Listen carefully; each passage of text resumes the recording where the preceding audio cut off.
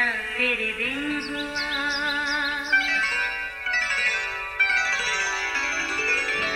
नया फिर दिन हुआ, पुरानी रात का करे सो शुक्र हम खुदा की जात का, खुदा की जात का नया फिर दिन हुआ।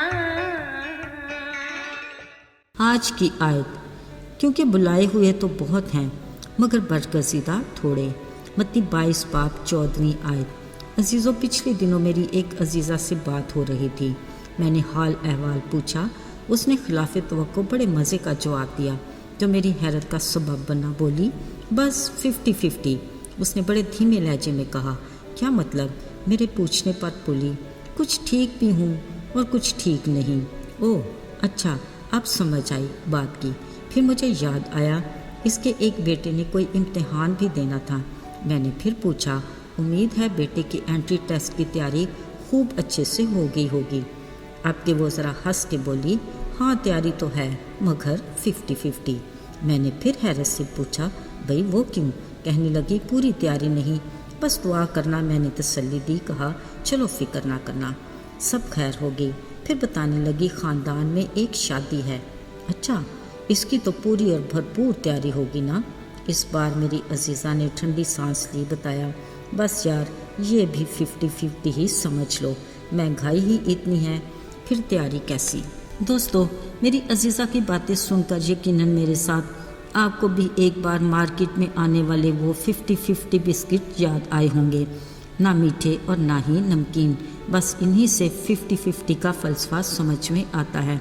अजीज़ों, अपने ज़मीनी ज़िंदगी के दौर में एक दिन यीशु आसमानी बादशाही की ज़ियाफ़त की दावत के बारे में एक तमसील सुना रहे थे।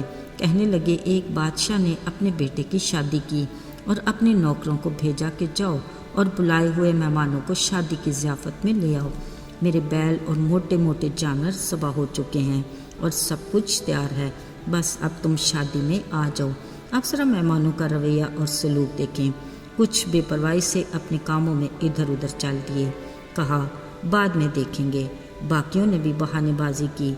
सो बेचारे बुलाने वाले खाली हाथ पलट गए। जब बादशाह को इन हालात का इल्म हुआ वो नहायत गज़बनाक हुआ। एक बार फिर अपने नौकरों से बोला, शादी की ज़ियाफ़त तो तैयार है मगर बुलाए हुए तो लायक नहीं। अब तुम रास्तों के नाकों पर जाओ, जितने तुम्हें मिले शादी पर बुला लाओ। सो नौकरों ने वैसे ही किया जैसे उन्हें कहा गया था। यूँ शादी की महफिल मेहमानों से भर गई। अजीज़ों, जब बादशाह अपने मेहमानों को देखने अंदर आया, उसने वहाँ एक आदमी को देखा जो शादी के लिबास में ना था। मेज़बान ने उससे कहा, मियाँ तू शादी की पोशाक पहने बगैर यहाँ क्यों कर आ गया? अब बगैर तैयारी के आया मेहमान इसका जवाब देने से कासिर था। इस पर बादशाह ने कहा, इसके हाथ पांव बांध कर बाहर अंधेरे में डाल दो, वहाँ रोना और दांत पीसना होगा।